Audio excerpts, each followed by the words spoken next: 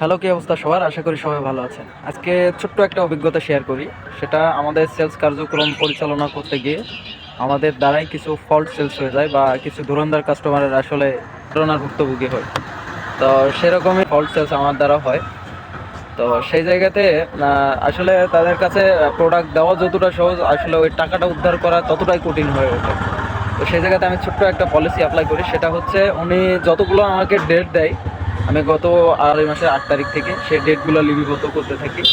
এবং আমার প্ল্যানিং হচ্ছে, উনি যতগুলো ডেট দিচ্ছে আমাকে, অলমোস্ট উনি 15টা ডেট দিয়ে ফেলছে। তো সেই ডেটগুলো আসলে চাচ্ছি যে আমার সুপিরিয়রকে নিয়ে তার সঙ্গে বসার জন্য, যে আদত উনি এ পর্যন্ত কতগুলো কমিটমেন্ট আমার কাছে ফেল করছে বা আমাকে কি পরিমাণে হয়রানি করছে। আশা করি চক্ষু লজ্জাধারী ব্যক্তি হয়, ওনার যদি চক্ষু লজ্জা থাকে, এই বিষয়টা উপলব্ধি করার জন্য আসলে আমার এই নোটটা করা। আমি এই পলিসিটা অ্যাপ্লাই করার কারণ হচ্ছে,